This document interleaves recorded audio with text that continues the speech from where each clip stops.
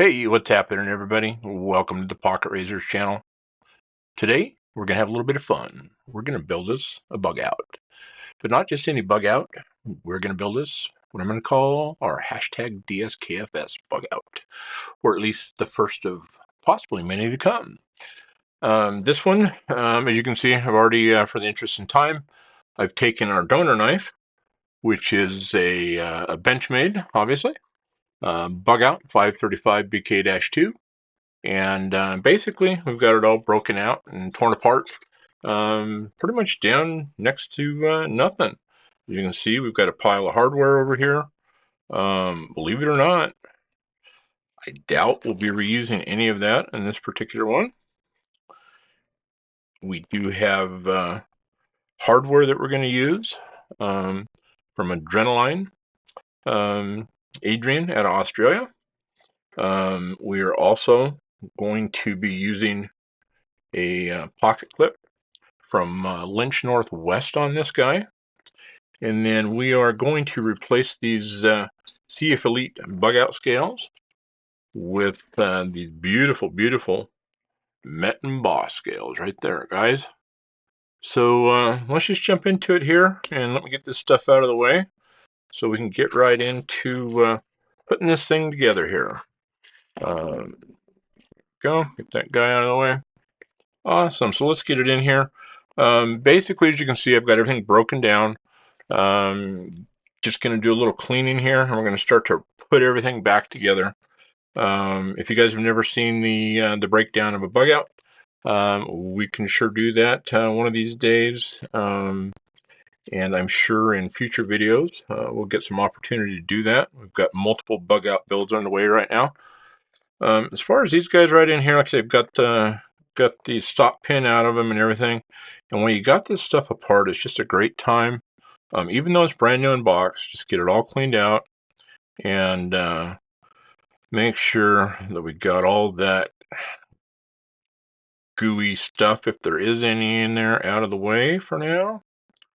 There we go. Looks like that guy. You can see we're getting just a smidge off of there, mostly just probably I'm assuming blue lube that was put on this at the factory. There we go. Got that guy cleaned up. This other one here real quick. Right on. And then oftentimes if you're just doing a scale swap, you do not need to take it down this far. In this particular case, we're doing a scale swap, a hardware swap, excuse me. And we're also going to replace the axis lock bar in this guy. And here's our final piece of hardware.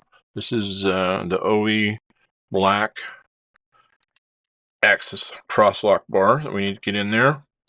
And where's our new one at here? Our Adrenaline hardware that we're going with, guys, is going to be their titanium bronze hardware. Get this cross lock out of here. Set that aside as well. But yeah, look at that beautiful, beautiful bronze. And I just think it's going to go very, very, very nice with those scales, I hope. Anyways, so let's get this guy on here and start getting these springs replaced. I do, guys, when I put the axis crosslock bars in these bug outs, I've only done it a few times where I've actually torn it down this part and changed it. First time I did, I tried to put springs on after I put the crossbar lock in.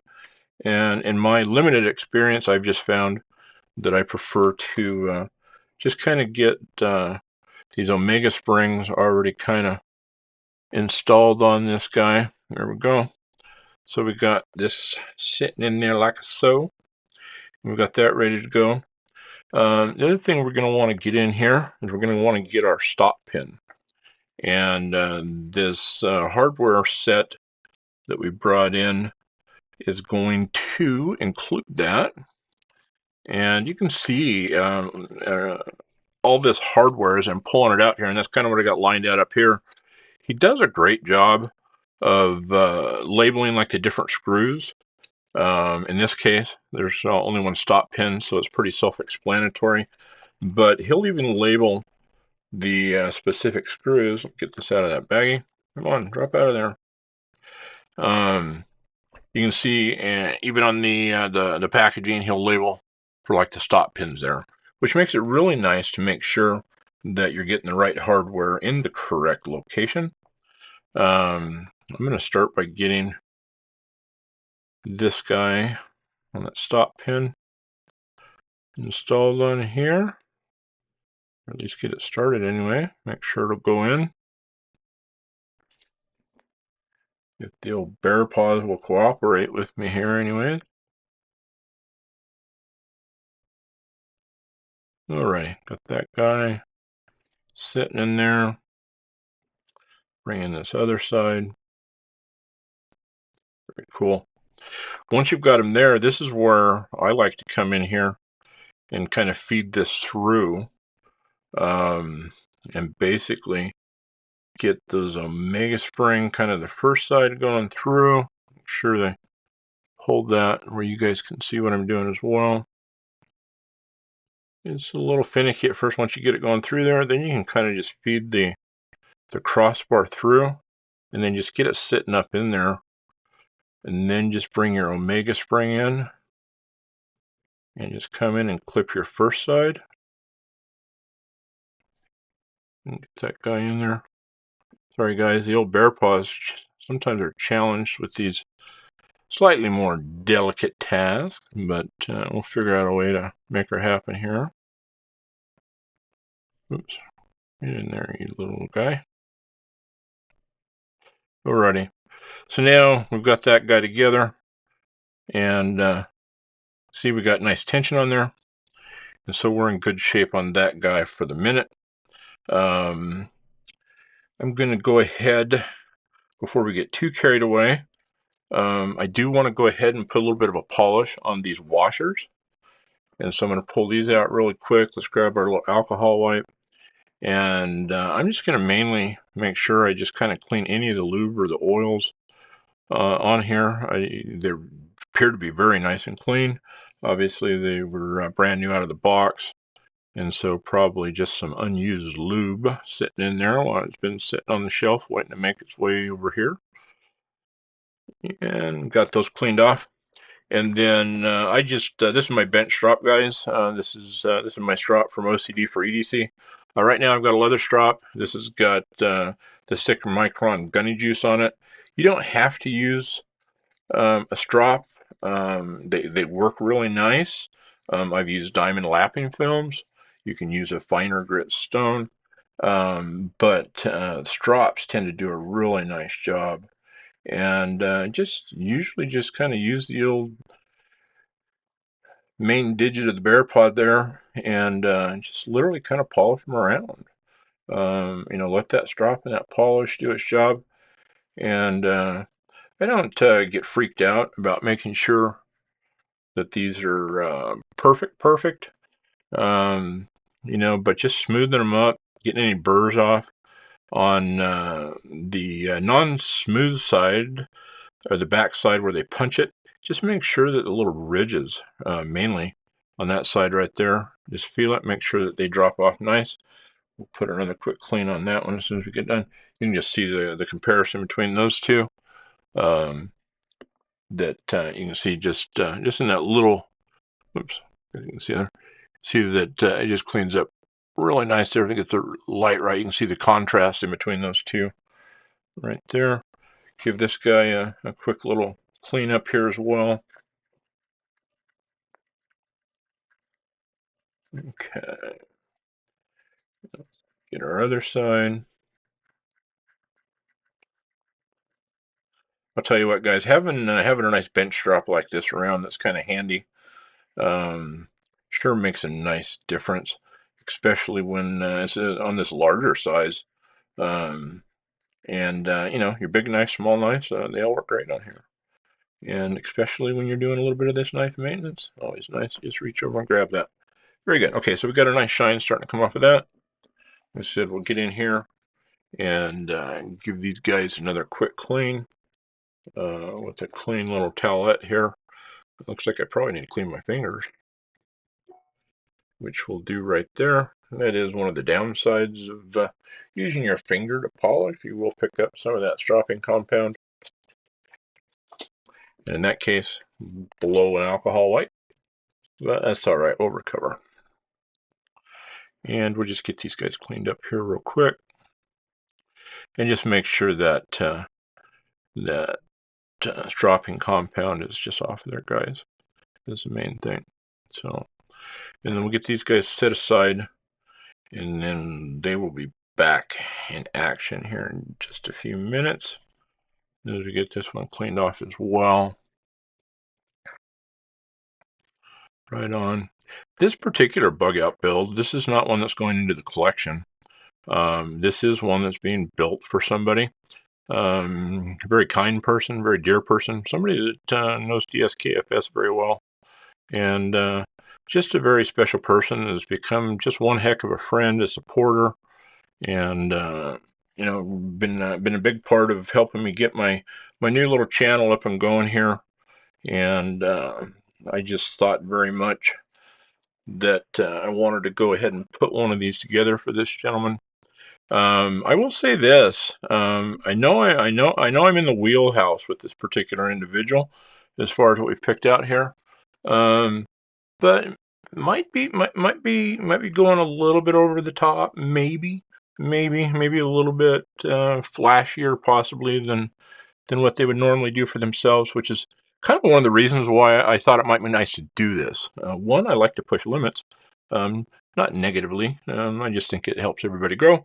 But you know, I very much sometimes get stuck in my own box, and every once in a while, it's nice to get something a little bit different put in front of you, and that's kind of what I'm hoping here. And I do believe it'll be well received, but you know how that kind of stuff goes, and until they've actually got it in their possession, you just never know. I'm going to come in here and I'm going to start with the show side on here, and get these assembled. Just set those washers back just a little bit. And the way I typically like to do that is we'll come in here and I like to get this started, and then let's find our correct screws. He's got these labeled scale. There's just two of them. These are going to be this center screw right here that's going to hold in the liners, and essentially that crossbar axis lock mechanism for us. Let's drop those out so we don't bounce them on the floor. All right, successful so far. And then these guys, and pull out the old stubby weehaw here. I like to use a little extension on it sometimes, because every once in a while when you want to get in a little more delicate, it's a lot easier to come in here with that, at least for my bear paws it is anyways, and get that thing holstered up and use that fingernail to kind of hold it in place. Once you've got this in here, I do like to get that coming in, and then we're going to start this from this side, and we're going to make sure it bites and grabs. Okay, we got that, and I'm not cranking it down. I've got it snug in there right now. And get that first side in there. Right now I'm checking to make sure that everything's sitting down in there on that first side nicely, and it is. And then let's get our hardware out here for our stop pin. We'll keep these guys separate. We'll just set that guy right up there for that other side on that scale. And then we will kind of do the same thing here. Let's get these pin screws out. In some cases, guys, these are the exact same size as the other screws. But that's what's so impressive about the way he's packaged them, Adrian, over to XxXAdrenalinxxx. And he is out of Australia, like we said, and especially shipping them to the States, having them individually packaged and not in all one big cluster is going to go a long way for that anodizing, not banging around during shipping and kind of undoing its fellow brothers. So you can start to see a little bit right there, that bronze hardware and how it's going to look on those scales. So that's what I was hoping for so far right there. So let's go ahead and proceed. And then essentially I like to build kind of one half of the knife with the scale. And so our next thing we're going to do here is we are going to get our standoffs and our standoff and hardware out. We'll just pull out one for right now until we get that. don't know about you guys, but I'm working with all this little hardware and stuff. I've dropped some of this stuff on the floor, and thank goodness don't have that old 70s style shag carpet. You may never find this stuff, but I've had a few challenges, and so I just try to make sure I try to manage it best I can, and just kind of keep everything contained whenever possible. Alright, just making sure that standoff's wanting to sit down in there nicely, and it looks like it is going to. And then let's get our little standoff screw right here. Oh, well, that's our stop pin. Get this guy out, and just gonna try to drop. There we go. We got just one. I'll do that for now, so we don't launch it across the room. And then we'll get her holstered up, and we'll try to get this for standoff. Okay. Right on. Look at that. It's cooperating nicely so far. Excellent. And I'm not, like I say, I'm not cranking them down, or I'm just kind of putting everything in a little snug right now. And then we're gonna talk about snug and loose a couple of times throughout this process. And I don't know if this is the right way, guys. This is the way I do it. It's worked. First few I did, I struggled with a few issues, and this is kind of how I work through it. Every once in a while, especially if you get a set of scales that maybe is just a little off in the milling, you can't, they will fight you a little bit on some of this hardware. And sometimes you can get into a wrestling match. I've used the MetonBoss scales, oh gosh, I don't know, 3, 4, 5 times now, maybe. This, I think, maybe is it's probably the 4th or 5th set. And I have never had issues with the milling and the fitment on their scales. And I'm a super fan of MetonBoss. They are just beautiful. I got a variety of products over there, and right now I need a bear paw screw extractor product. All right, we made that happen. But yeah, get over there and check them out when you get a chance. Just make beautiful stuff. Just do a lot. They do a lot of heat anodizing. I'm not positive of this. I believe it's mostly done a lot with lasers and laser engraving and laser heat anodizing. But their finishes are just phenomenal. So, and like I said, in my experience over the past handful of years with their products, they've always been very reliable and very well quality. So essentially, we've got the first side of our knife put together at this point. And then I'm going to kind of get this flipped over. And I actually, believe it or not, like to get the blade in at this point. And so set that aside for just a brief moment. And then we'll get our blade out here. I'm not going to go through it today. This blade, and it's one of the reasons I tore the knife apart last night, is I had an opportunity to go ahead and get this blade put on the Wicked Edge. I'm sorry, this one was put on the Worksharp Pro PA, and we put a very slicey 15 degree per side edge on that guy. So let's get this ready to go in this bug out here. I'm a big fan of the Slick'em also in product from OCD for EC. Excuse me, product from OCD for EDC. Pull that up for you guys. Can you see it there? It is called Slick'em. It's a grease, and it's amazing how well it lasts and holds up. And let me prime that guy up here just a little bit, and then I like to come in, and this nice little syringe applicator makes it nice to go ahead and just drop some of your grease right around on here. We are going to use that to hold our washers in place, which is really nice. I like to put just a little bit inside where the pivot goes there, as well as the other side. The real only tricky part I got here is I like to do both sides at the same time, and so just kind of having to hold it with one. And then I will usually, while I'm here, just put just a touch on the back side and a touch down in here. And that, it doesn't take a lot. And this stuff, it lasts forever. I've been using it, well, since shortly after it came out, which I think it's coming up on pretty close to 2 years anyways.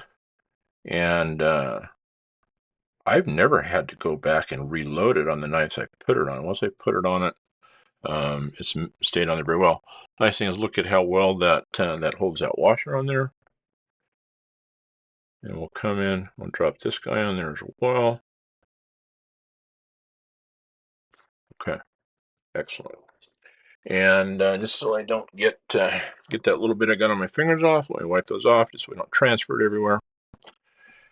And then essentially what I like to do is come in and be careful. If you guys aren't comfortable working in this closer proximity to the edge like this, by all means, put some tape on it. Tape that edge off. Doesn't have to be a lot, just enough to keep you from banging into it. But I like to come in and I like to just kind of hold that apart just a little bit and then start to slide this guy in and let it get registered down in there as much as you can. It doesn't need to be all the way in. And then the one thing that you're going to want to do is come in here and kind of start to pull that axis lock back once we get ready to go. Before we do that, we're going to come in here with our pivot alignment tool. The one that I've got, I will try to include a link in the description of this video for it. I got this off of Etsy, and it just makes the reassembly on the Benchmade just very nice. One thing I like to do is, if you look through here, you can see how that washer is just a little bit off. Let's see if we can get that to focus a little bit before. See how that washer's just a little bit off? We're going to do, and on the bug outs, usually this castellation or this flat spot is pointed to the top. I'm just going to start by using the tool, come in here, and I'm going to use that to kind of just align that. And just so you know, guys, I'm holding pressure on the blade on the back side. And then at this point, once we start to know that we got the washers captured, I like to pull back and just a little pressure on that axis. And then you can kind of, if your alignment off, you kind of feel for, there we go, and see how that flat spot, that castellation in there. And with a little bit of that pressure off, then we can just push that right through. And once you've got that captured and you've got that pivot alignment tool in there, now we have that thing managed. And now we have really, really good control over it. Next thing I'm going to do is we're going to bring in this other scale. And the nice thing is that now we've already got we've got our spacers in here. We've got everything assembled. If all goes well, and we want to keep this guy over here, and then we want to make sure we know that that's our stop pin. I do not think in this case that they are a different screw, but in the case that they were, we just want to make sure of that. And then, believe it or not, what I'm going to do over here is, because sometimes this will, I'm going to start to loosen up that first screw that we put on that other side. Sometimes it's nice just to have a little bit of play in there. And then we'll get this thing ready to go. We're going to get our second screw for our other liner. We'll get that loaded up here so we've got some control on it. And then just going to come in and try to get that captured. These do sometimes want to kind of hang in a little bit too far where it's out of reach of the threads. And if you ever start to thread this in, this one, I don't know if you can see down in there. Let's see if we can back it down. Yeah, I don't think we're going to get on camera. But you can look down that side, and you can see when it starts to pull that liner back in. In this case, it was long enough, it caught it, and it sucked it back in there. If it doesn't, sometimes what you have to do is go up in there and kind of push it to the side. It can be a little bit awkward. And then at this time, I am going to come back to the other side and loosen and just snug it down. These to me are kind of the foundation that I've found on getting these things in here. I usually, and I am snugging those now that both sides are in, just let them snug up just a little bit more than I did have them. And for me, that's kind of where the alignment seems to kind of start. And as we work around getting the rest of this hardware in, hopefully it should help pull everything into alignment so we don't have to fight it too much. And then as you can see, we've got that side fully assembled. Now that we've got that first screw in, we're going to get this stop pin screw. up in the top up here. And we'll get that guy in, and hopefully it's going to grab all right. Feels like we are still a little bit too far out. And that guy might need to get loosened up over here. There we go. And loosen it at that other side. Hopefully allow that to shift over enough we can catch a thread. And we'll see if we can't get that guy in there. Come on now. And it's not wanting to at the moment. We'll be right back. All right, guys, we're back. So I did pause and break away, and so I can get in and take a closer look. I do have the screw. I took the scale, just slipped the scale back off. I do have it in there now, and it felt like, and that's what it was kind of. It was kind of like it was grinding on the shoulder right up here, and it looked like there was just a little burr in there. And maybe it might be a little bit tight. Now I've got it kind of popped in there right now. We've got our other stop pin side in, and we're going to come back in and see if we can't get it to catch this way now. Now I also do have this back liner screw out in the process of taking that off. So I want to try to get that recaptured here just real quick. And for the same reasons, we wanted to capture it first to help with our alignment. Come on, baby. There we go. Okay. You can see I also brought the blade out there, and that was in an interest to make sure we didn't have it in a bind. Now that's just sitting up against there. Let's see if we can get it to thread. There we go. Okay. So that's what we were talking about just a few minutes ago.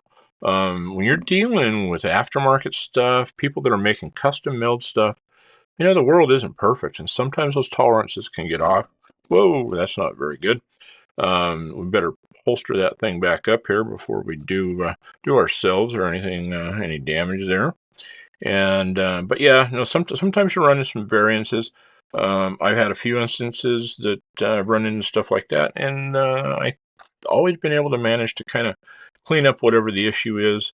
I know that there are some people that have done similar type of videos and whatnot out there that have actually had some stuff come to them that's been big enough issues that they've had to send the scales back in, either get them replaced or get them fixed. So, right on. Here we go.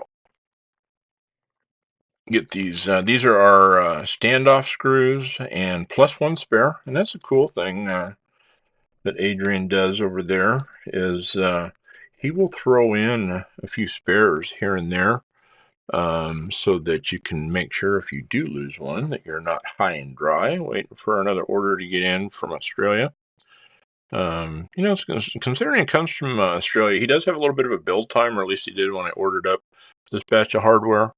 And he, what was it? Probably a couple weeks as far as build time, I think it was. And then once he sent me the notification it got shipped, it was here probably in about 10 or 12 days. So I was, I don't do a lot of international ordering, but I was pleasantly surprised at how fast it got here, got through customs, and then got delivered to the front door. So, alrighty, so we're coming together there, guys, and starting to look good. And right now I do have everything as far as the primary hardware, shy of the clip and the pivot in this guy, and looking pretty good.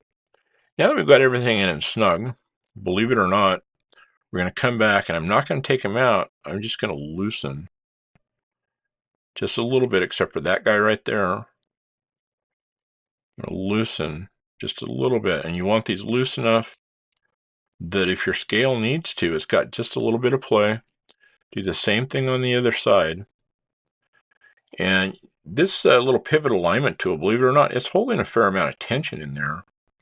And what we want to do is when we get ready to slide this pivot through, we're going to pull and take their tension off, and we're going to use that tool to get that thing to slide hopefully right on through there with no issues.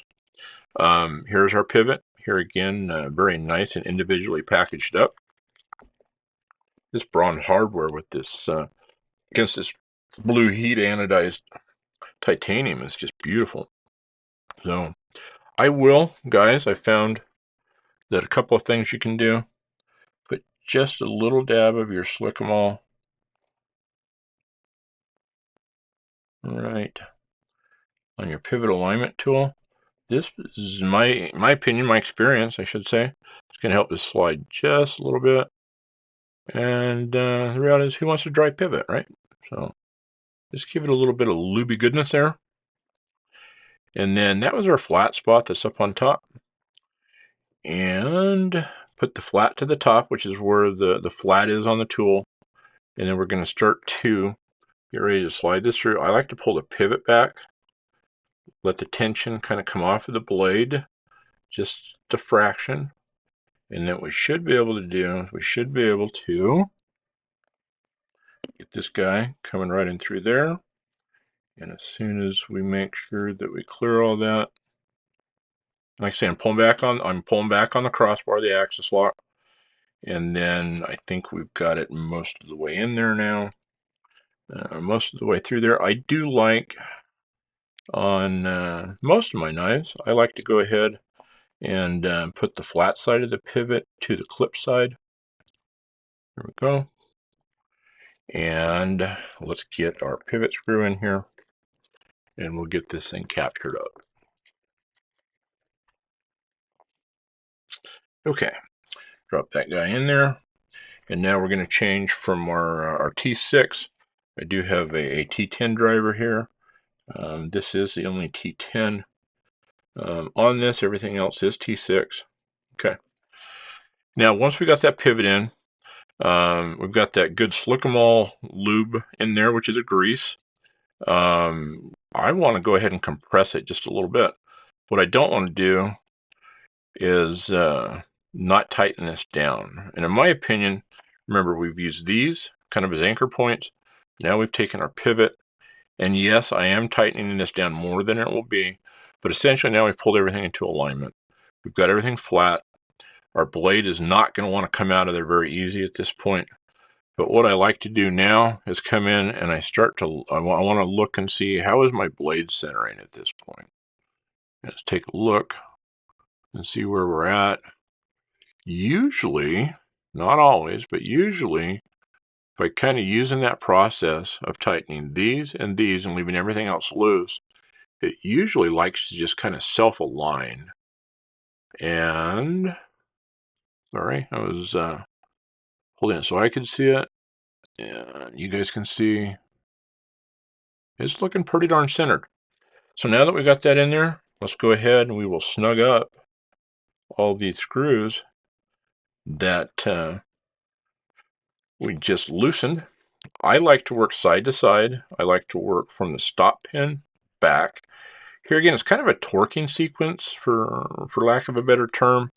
I'm in the automotive industry, so sometimes torquing sequences can be very important. I do believe using these tightening techniques on here, and it helps with the self-alignment. And by going side to side, all the way back, in theory, it's giving this thing the best chance to basically continue to self-align. And I'm going to get these last couple of here. And as soon as we get this snugged up, we'll come in here, make sure that everything's looking good. And we're going to go ahead, like I say, at this point, this is pretty cranked down. Double check your alignment. Make sure that we're liking it, which we do. And then we are going to grab our T10, and we're going to back this off just a little bit until we can start to get the movement that we want on here, and make sure that we have exactly that. Okay, and we do. And I don't have the thumb stud in there yet, but we can check and see how's our blade play. And it's surprising with at least to me, with the Slick'em, how much you can actually, how tight you can keep the pivots with and basically eliminate, if not all, most of that blade play, and still get a good action. This is still plenty firm. I can just feel it in the draw, but we're getting close enough that we can go ahead and we can get our thumb studs in there, Then we'll drop our pocket clip on there. So, matter of fact, that clip's sitting right there. Let's take a look at this beautiful, beautiful anodized tie clip from Lynch Northwest. This bronze to blue anodized fade, guys. Oh man, look at that. Is that just, does that just go with those scales? They were made for each other. It's almost like the same company made them. If you didn't know, which a lot of you would know, but if you didn't know, you might believe that same company did make those guys. But yeah, Lynch, MetonBoss, Adrenaline. This is a heck of a combination, guys. So here's our clip screws with a spare. In this particular case, we could, if we want to, run all three of those. And I probably will run all three when I take the screws back out and then do the Loctite. And we will try to get these all dropped in there right now. And typically, especially if I'm doing all three screws and you got to reach that center one through a clip or something like that, I like to take the stubby off for just a minute and then use just the Torx bit and the extension. And you can kind of use that to reach them up through a lot of times and get them captured in there. You say, I use this as a cheater a lot, guys. These big old chubby bear paw fingers do not like to handle this stuff very well. And when you get one dancing around like that, that's a good time to get one launching across the room. I guess in this case, technically, we only need two of these. Yeah, it looks like I just dropped two of them out. See, that's how it is. It's kind of like that little BB game you used to play as a kid, right? This can very much be that way on these. We're going to go ahead and try to drop that guy down through there a second time. Okay, very good. And we'll come on back here and get this other guy.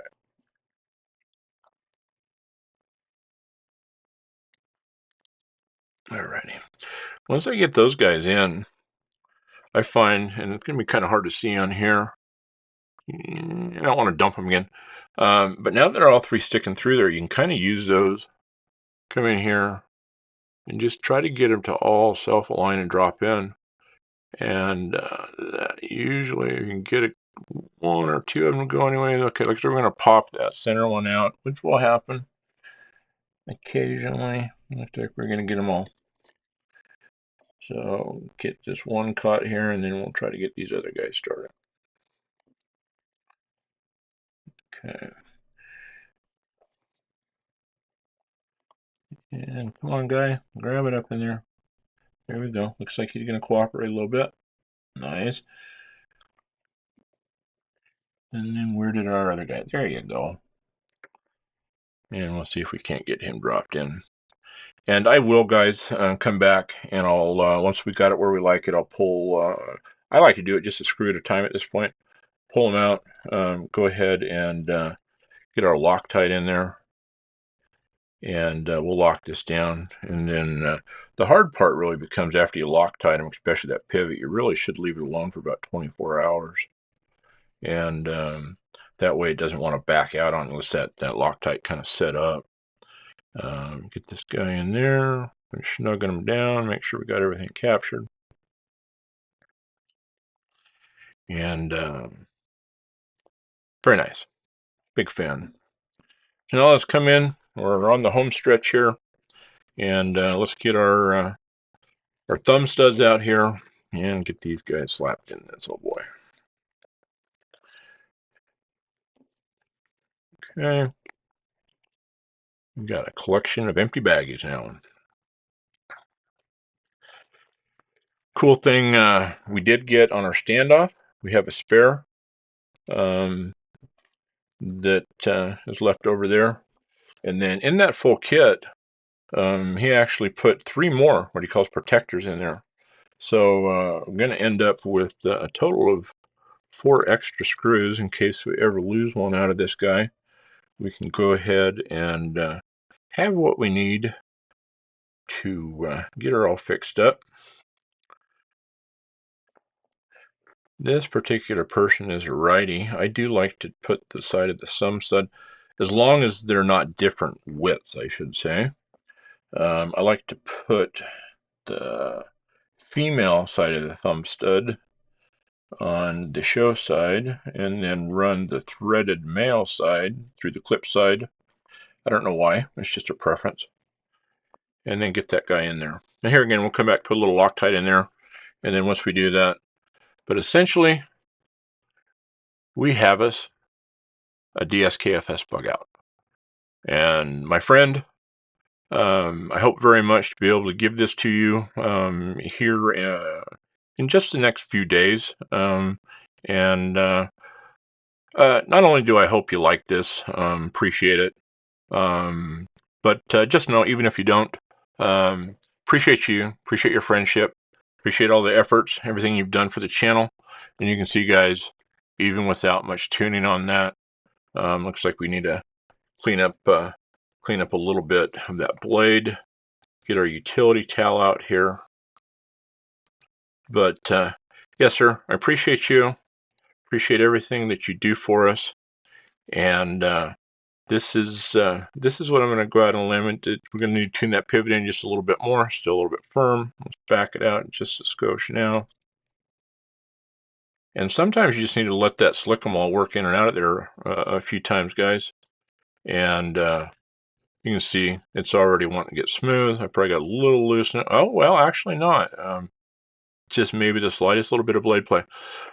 But my friend, this one's for you. I'm sure all will be revealed at some point. But this is, like I was saying, my first hashtag DSKFS bug out build. And we actually had a partner in crime on this guy, Miss Junkin Genius. As you know, she makes my favorite Hanks. And I reached out to her and let her know I was doing this, and I wanted to know, sent her a picture of the scales and the hardware and stuff. I wanted to know if we could maybe come up with a special one-off Hank that would be fitting of this knife and of this build. And she just ran with it. And like I say, when I reached out to her, I actually intended to purchase it from her. She very kindly also donated this to this beautiful bug out build. So thank you very, very much, everybody, for tuning in. If you're not subscribed to the channel, please do so. Hit that notification bell so you can check out the next cool bug out build and or other live streams or content. And until next time, remember what Brother Zach likes to say, hashtag DSKFS. It is the way. Do something kind for somebody. And we'll catch you on the next one. Till then, peace out, everybody.